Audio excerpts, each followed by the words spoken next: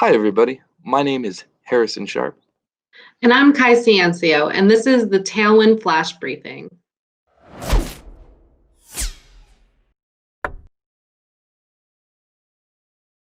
Now, for our first story this week, we're going to talk about Yelp. Now, you know how Yelp has those helpful services like it'll label a restaurant kid friendly or great for groups, great for occasions, stuff like that? Well, now they're starting to do that with COVID as well. They have these things called COVID ratings where the community can give a business feedback on how well it is protecting its customers from COVID. Now, in order for the COVID safety ratings to appear, it must be a consensus among users, meaning multiple users must mark whether precautions have been taken or not. Now, on top of that, businesses will be able to promote their precaution related services, such as a heated outdoor section, one on one sessions, or disposable or contactless menu. Businesses can adopt these on their Yelp listings to show users how they're continuing to adapt to serve them. So, Harrison, how important is it to you that a restaurant takes COVID precautions seriously when you're considering somewhere to eat?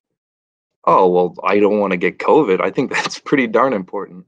And I mean, heck, I'm one of the least fatal demographics.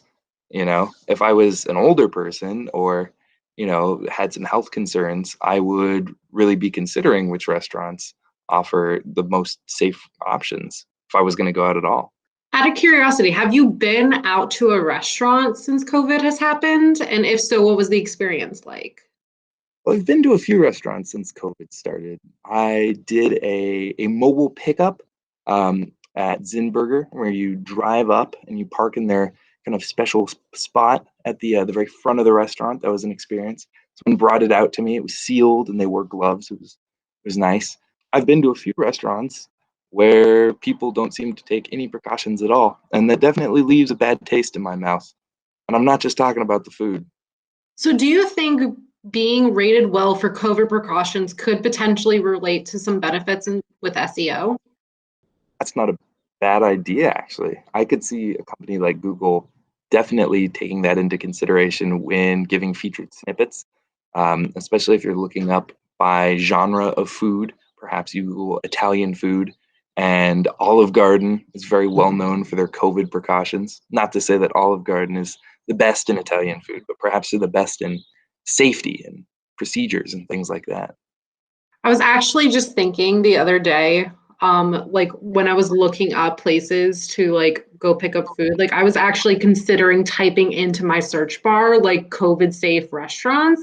So Hmm. I think that that could be really interesting moving forward, especially if Yelp optimizes their copy and these new updates to be crawlable by Google. I think that would be really cool to see how that translates in terms of what we're served from a search ad.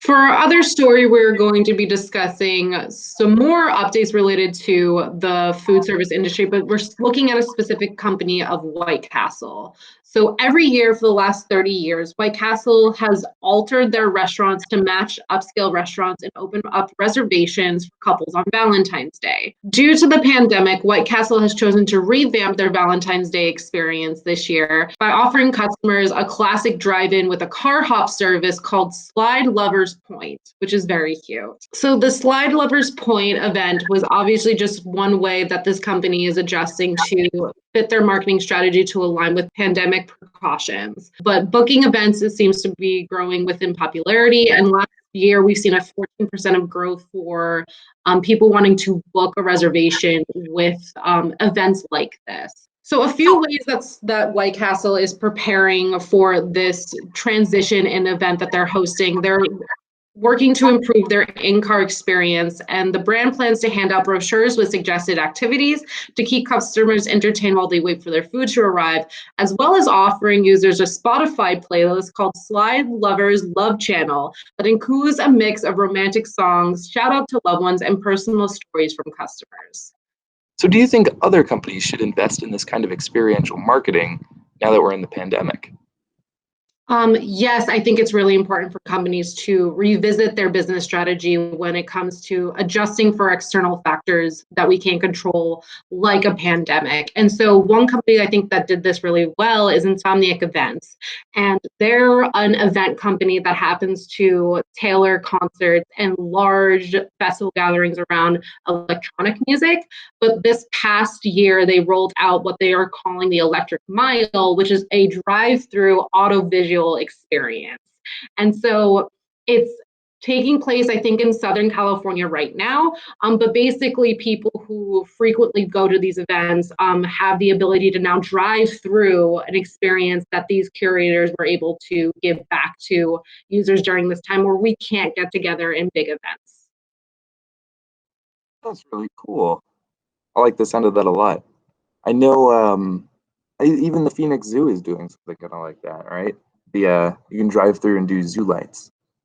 Yes, they are. And so I believe a lot of companies can benefit from looking into ways that they can adjust their business strategy as well as incorporate some experiential marketing tactics during this year.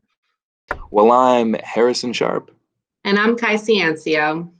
Thanks for tuning in to this week's episode of the Tailwind Flash Briefing. Make sure you keep an eye out for us next week to stay up to date in the world of marketing news. Take care, everybody.